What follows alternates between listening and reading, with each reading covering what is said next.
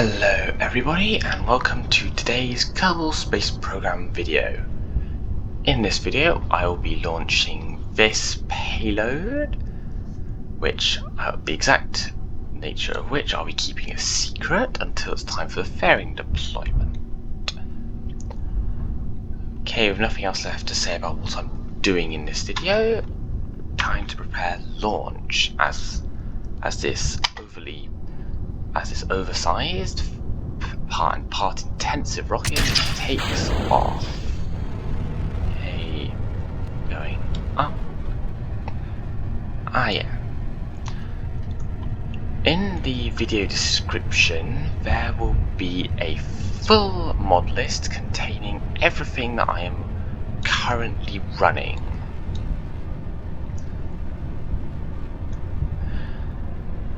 Anyway, okay, so some of you were probably wondering what engines I'm using. So the side-mounted SRBs, which I'm going to just auto-strut.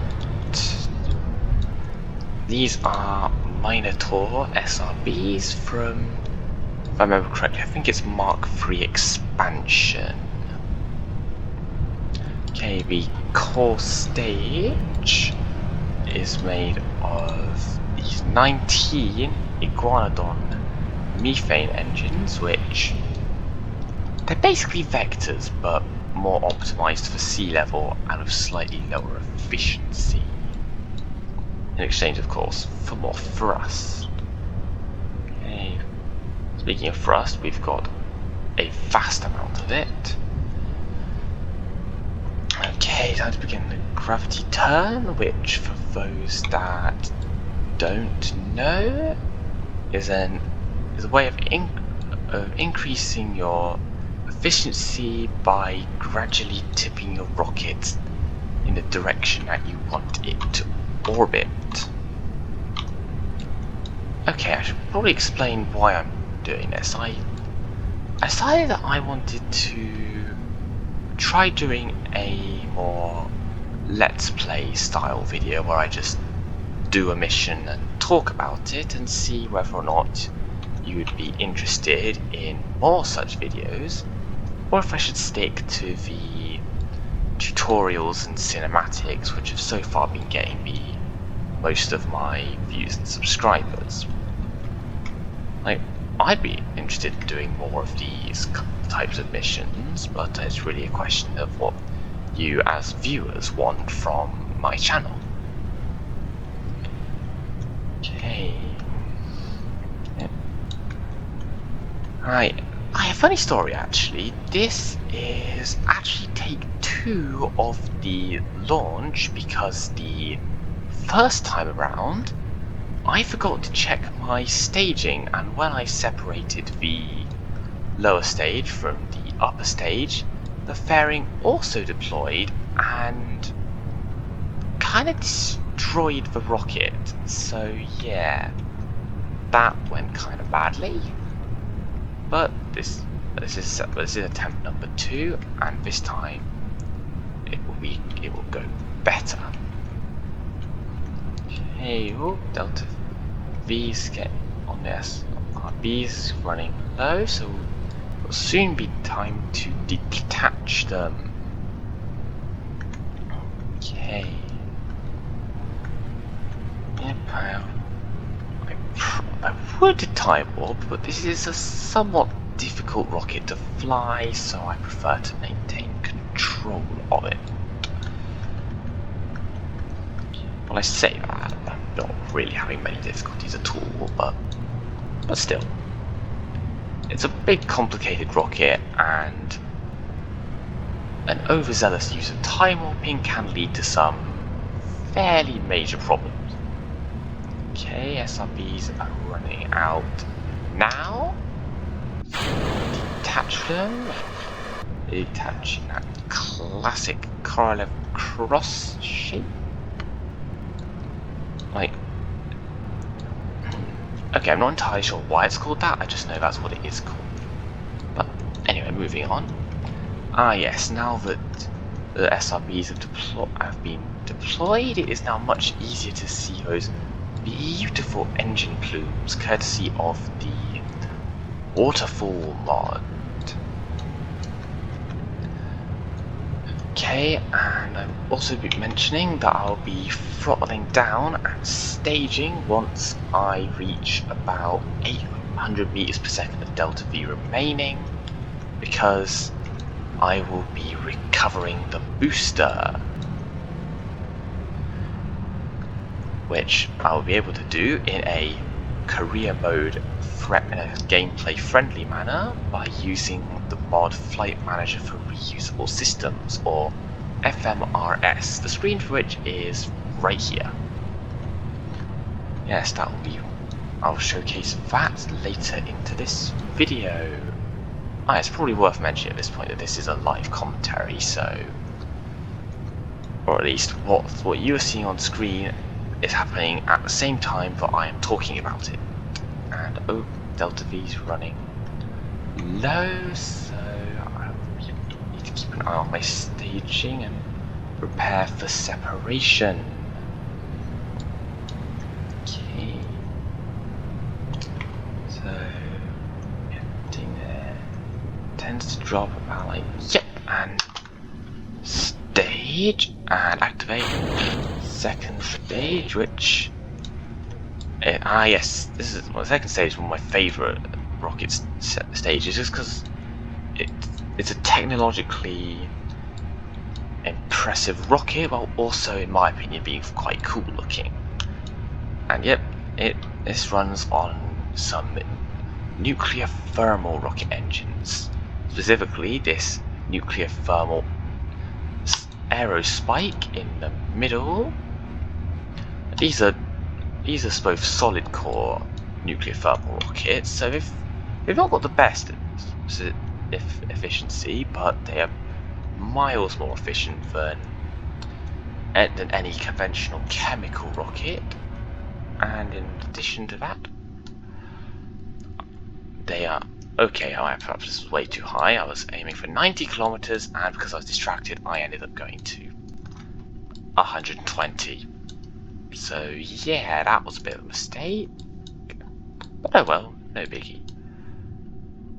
Yes, these nuclear thermal engines, they also use liquid oxidizers as an afterburner to increase the thrust, which drops the efficiency to barely higher than chemical rockets, but gives a comparable thrust output, so just all round better, especially on an upper stage where there are fewer political objections to such use. And we are going to deploy the daring and reveal the payload. And yes, as some of you might have guessed, this is a space station deployment mission. Well, specifically, this is the core module, not the entire station, so if this proves to be a popular video, then I will consider doing more such videos, perhaps even as a more long-term goal, sending colonization missions all over the solar system, which is fairly expansive actually, since I've got Outer Planets mod and also Minor Planets expansion, so it gives me a lot of places to go, more than I'd ever reasonably be interested in going. Yes, you've probably noticed that horrendous flashing light effect earlier. That is some weird glitch with the communications, which seems to be fixed for me by plotting a maneuver node. Right, time to align this, and okay, set the camera to 3. Okay. Oh, I'm aware this is getting rough on the long side for what is actually happening, but now that I'm in space, I can start making more use of time warp, so it shouldn't take too much longer. Okay, 3, 2, 1, ignition! as the nuclear thermal rockets take us the rest of the way, kick us into an orbit, which I'm going to keep an eye on and make sure I actually get a 90-kilometer periapsis so I can circularize at the orbital altitude I intended to use. Okay. Ooh. Slowly. 90. There, that's that. I will bring this into a circular orbit. Okay. There. Okay, it looks like the earlier second stage has disappeared from the map, so now we are going to jump backwards and take over the booster now that we're in a nice stable orbit. Okay, it'll take a bit of time, but I want to showcase the fact that this is a fully reusable rocket. Okay, as we wait for the game to load. Yeah. Apologies for the lag. This is a 300-part rocket, or at least it was when it lifted off, so it's going to be a bit difficult for me to fully operate. Okay, here we are. Separation. What?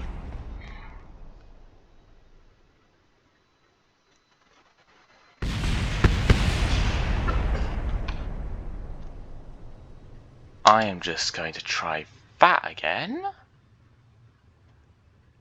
That should not have happened. And in previous test missions, that did not happen. Sometimes Kerbal Space Program just doesn't play nice.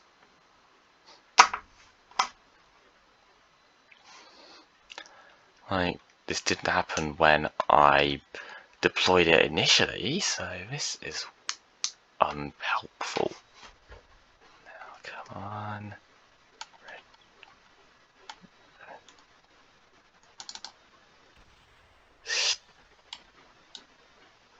Okay.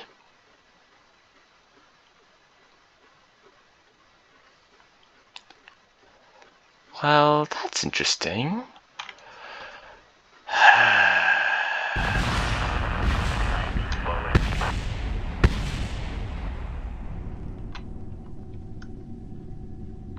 Okay, you know what? I'm not going to bother with that.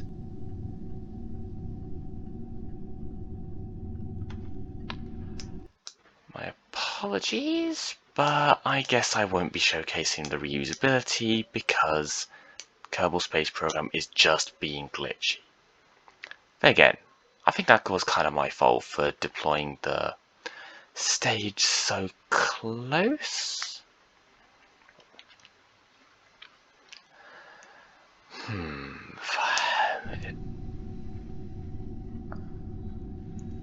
Okay. Well, that was one of the most singularly disappointing failures. Apart from the previous video I was trying to make, where I had designed and was flying a fully reusable Saturn V to try and do an Apollo 11 recreation, but with a fully reusable rocket, and then because the service bay glitched and wouldn't let the fuel transfer to the engine, I ended up scrapping the whole mission. So yeah, I'm really not very happy with the way Kerbal Space Program likes functioning. Okay, I'll move into the maneuver. This video will not last for much longer. Okay, that's really dark. So I'm just going to turn on the station lights so that you can sort of see where on Earth everything is. Right, time for another bit of time warping. Yeah, that was disappointing, to say the least. And as much, like, I'm definitely gonna have to make a separate video where I launch a payload using that rocket and actually make it work better. Okay, is the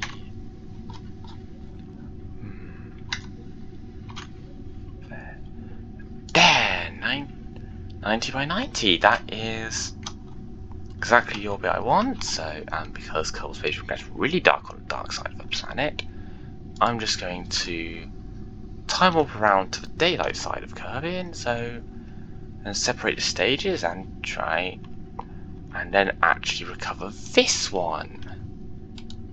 Right, undock. Okie. So this is our space station. We have a small, like, common room area, a greenhouse which also contains an, well, technically it's a hydroponics module that also contains an aquaponics module. 2 gravity rings. I can't deploy those because I don't have any Kerbals on board.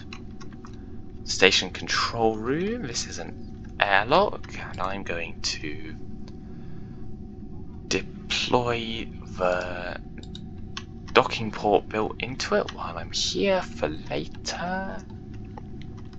Oh yes, this is the observation dome. It's a very cool looking piece, and you can observe from it. Like, that's what that like, as the name suggests. So anyway, time to switch over to the reusable stage. Okay, parachutes deployed. Okay, we're actually going quite close to the Kerbal Space Center. So what I'm going to do is just quickly push away from the station and then... Alright, fire the engines up.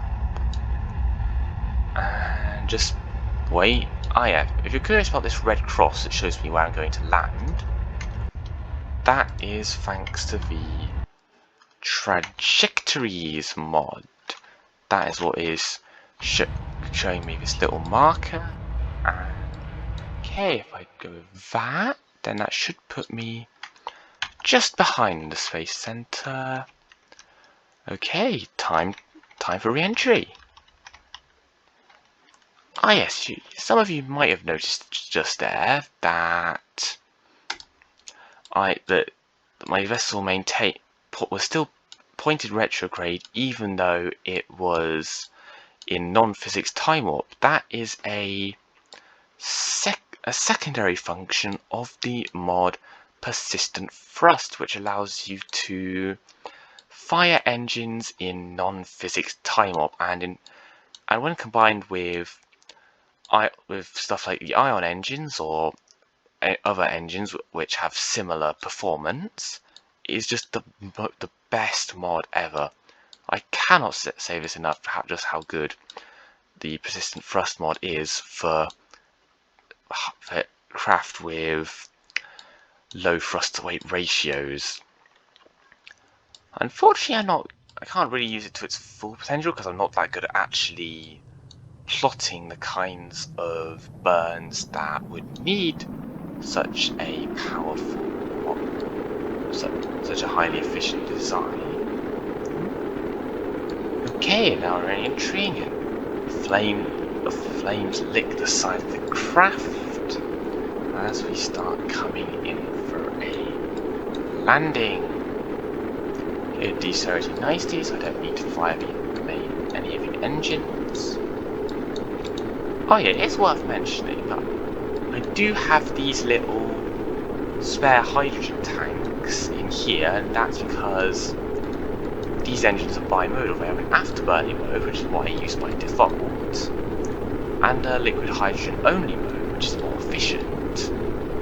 But at the same time, the efficient mode can has less thrust, so I take advantage of the idea is to take advantage of the high thrust mode for the initial landing. Well, correction, just the start of the mission, and then once your payload's been deployed. Oh, okay, drogue chutes have been deployed. That main chutes as well. So, all right, once all the chutes have deployed, okay, we're coming in fairly close to land, but that's not a problem.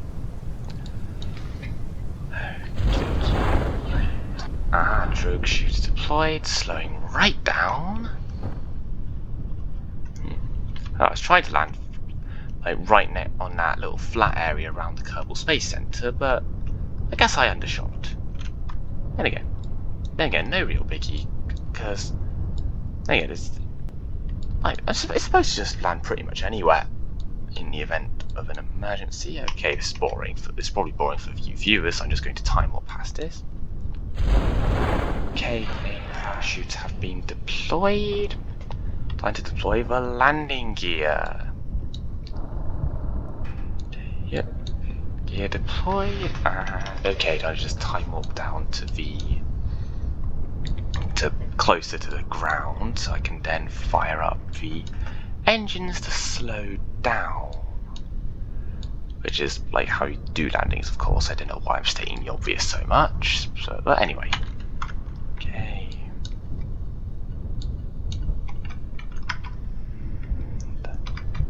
Touch down really slowly. Yes! Whoa, whoa. There. Safe touchdown. Okay, we have deployed the space station into orbit. We've recovered the upper stage. And I think I messed. Oh wait, the legs have. Those legs are supposed to stop the engines from hitting the ground. Never mind. Okay, note to future self: increase the spring strength to the absolute maximum in the future, so that the engine's separated from the fuel tank. Yes, I do in fact have the Chatterer mod installed. Oh, I'm out of electricity, but I landed on Kerbin. Okay, now is actually the end of the video. Thank you so much for watching, and see you in the next one. Okay, cinematic zoom out time, and also, if you are actually interested in seeing more of these Let's Play style videos, then please leave a comment down below. Oh yeah, and also, if you like the video, then please leave a like, and maybe even consider subscribing. Like, that is something that I have heard other YouTubers say, so I feel like I'm supposed to say it. Anyway, an actual end of video, goodbye, and see you next time.